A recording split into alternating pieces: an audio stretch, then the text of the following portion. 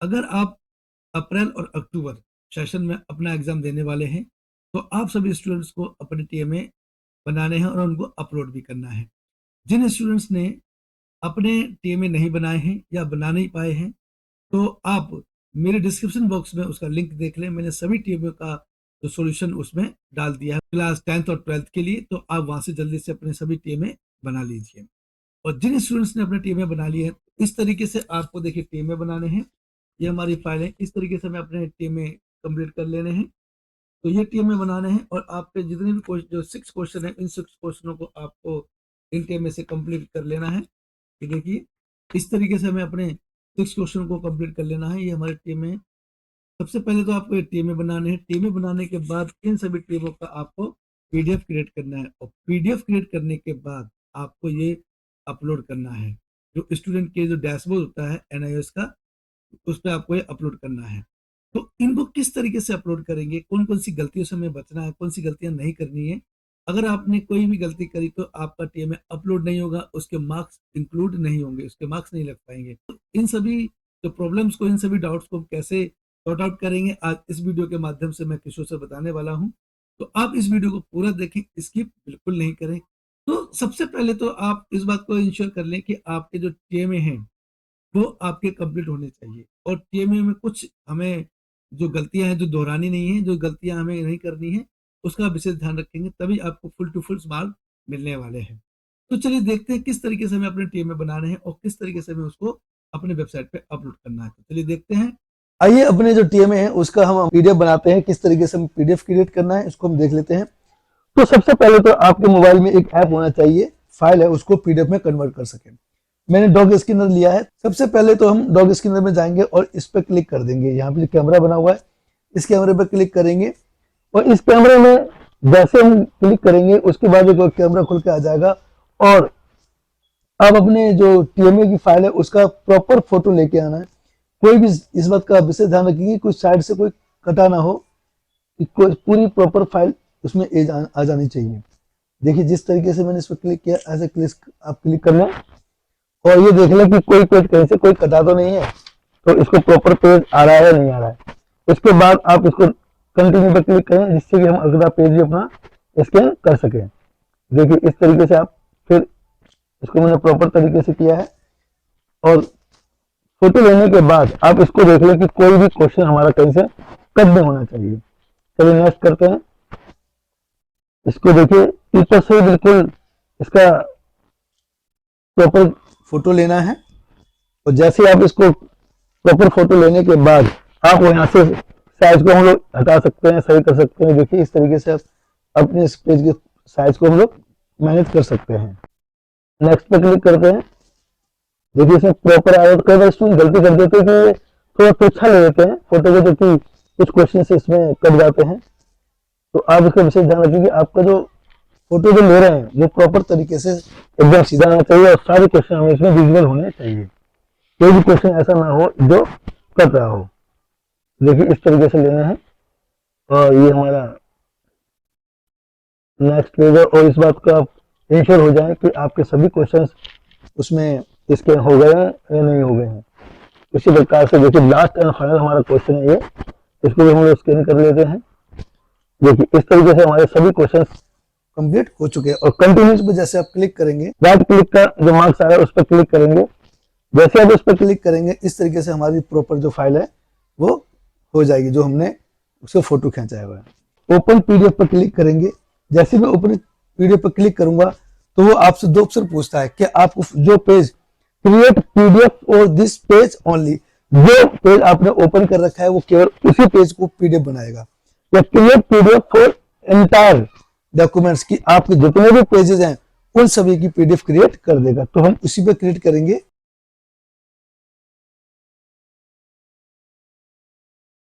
जितने हमारे डॉक्यूमेंट्स जो हमने स्कैन किए हैं अभी उन सभी का पीडीएफ क्रिएट कर दे।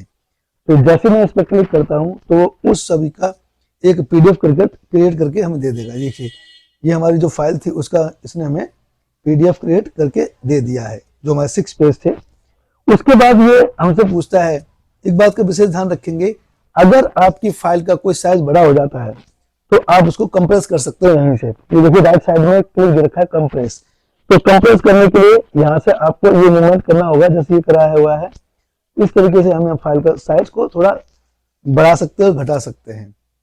जैसे हम इस पर क्लिक कर लेंगे, जैसे हम इसको कर देंगे तो उसके बाद ये हमसे बोलेगा सेव करने के लिए। तो फाइल को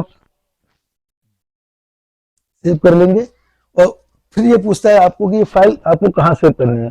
तो जहां आपको सेव करनी है उस वहां का आपको एड्रेस देना है। तो यहाँ पे दे रखा है इंटरनल स्टोरेज माय डॉक्यूमेंट। तो मैं इस फाइल को माय डॉक्यूमेंट में सेव करूंगा। उसके बाद ये कह रहा है कि आपको लास्ट सिलेक्ट लोकेशन करनी है या डॉक्यूमेंट में करना है। तो हमें तो डॉक्यूमेंट में करना है। तो आप अपनी जो पीडीएफ फाइल बनाई है उसको हम कहीं भी सेव कर सकते हैं। उसके बाद आपको कंटिन्यूस पर क्लिक करना है, डन कर देंगे। इस तरीके से हमारी ये फाइल कंप्लीट हो जाती है। चलिए उसके बाद हम सीधा अपने एनआईओएस के जो वेबसाइट है उस पर जाते हैं। तो सबसे पहले लिखेंगे एनआईओएस। जैसे आप एनआईओएस पे क्लिक करेंगे इस तरीके से विंडो ओपन होगी। और विंडो ओपन करने के बाद आप सीधा यहाँ से यूजर आईडी और पासवर्ड पर क्लिक कर सकते हो, जिससे आप वहां से लॉगिन हो सकते हो। अगर आपके पास आईडी पासवर्ड नहीं है तो आपके आईडी कार्ड पर आपका रेफरेंस नंबर और इनरोलमेंट नंबर होता है। तो उसके लिए आपको यहाँ क्लिक करना है। देखिए इस तरीके से दिखा रखा है, इस पर क्लिक करना है। जैसे आप इस पर क्लिक करेंगे एक विंडो और ओपन होकर आएगी, log in to your account. तो log in to your account पर क्लिक करने के बाद आपके आई कार्ड पर देखिए, आई कार्ड पर जो इनरोलमेंट नंबर है वो यहाँ पे आपको टाइप करना है। जैसे ही आप अपना इनरोलमेंट नंबर और डेट ऑफ बर्थ डालेंगे उसके बाद आपको लॉगिन पर क्लिक करना है। जैसे ही आप लॉगिन पर क्लिक करेंगे तो आप इस तरीके से अपने जो स्टूडेंट डैशबोर्ड पर लॉगिन हो जाएंगे। स्टूडेंट डैशबोर्ड पर लॉगिन होने के बाद आप नीचे की तरफ जाएंगे। ये देखिए इस तरफ आपको ट्यूटर मार्क्स असाइनमेंट, आपको यहाँ पर जाना है।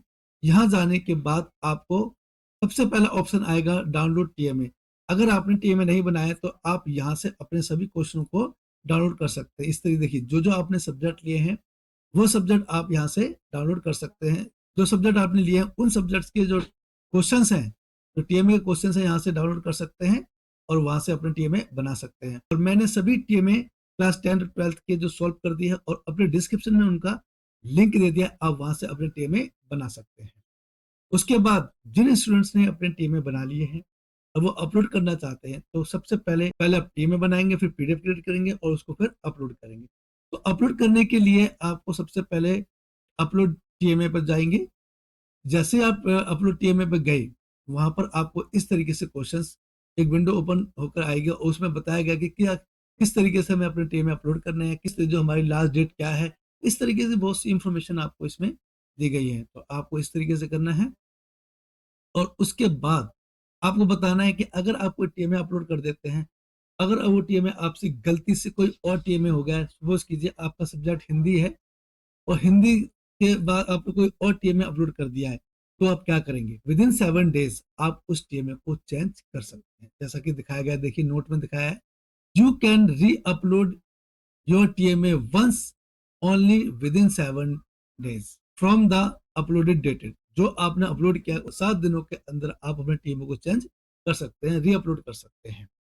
तो ये सबसे अच्छा ऑप्शन आ गया आपके लिए। तो आप यहाँ से विशेष ध्यान रखें और कोशिश करें कि आप जो टीएमए अपलोड कर रहे हैं वो टीएमए आपका एकदम सही हो। तो चलिए देखते हैं। तो आइए चलिए देखते हैं हम किस तरीके से अपलोड करेंगे। सबसे पहले हम लेते हैं, तो सबसे पहले हम हिंदी को देखते हैं और इसमें दिया गया है ड्यू डेट 31 जनवरी 2025 तक हम ये टीएमए अपलोड कर रहे हैं हर हाल में। तो उसमें सबसे पहले हम क्लिक करेंगे व्यू एंड अपलोड टीएमए। इस पे जैसे मैं क्लिक करता हूं तो ये हमें एक इंफॉर्मेशन देता है। ये देखिए इंस्ट्रक्शंस खुल के आ गई हैं कि इसकी ड्यू डेट हमारी 31 जनवरी 2025 है और टीएमए हमें किस तरीके से अपलोड करने हैं, टीएमए का साइज क्या होना चाहिए, ये इंपॉर्टेंट है आपके लिए। आपकी जो टीएमए का साइज 5 MB होना चाहिए मैक्सिमम, उससे कम होगा कोई दिक्कत नहीं है। अगर उससे ज्यादा हुआ तो आपका टीएमए अपलोड नहीं होगा। पीडीएफ क्रिएट करेंगे तो उस समय इसको आप कंप्रेस कर सकते हो और आपके मोबाइल में भी ऑप्शन आता है, तो वहां से भी आप अपने पीडीएफ को कंप्रेस कर सकते हो और मैक्सिमम 5 MB तक उसका साइज रखना है।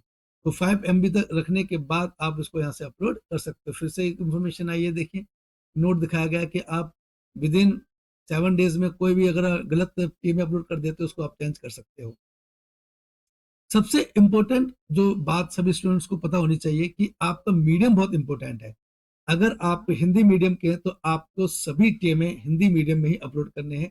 हिंदी तो हालांकि हिंदी आपका हिंदी मीडियम में होता है, सेलेक्ट करने की जरूरत नहीं होती है।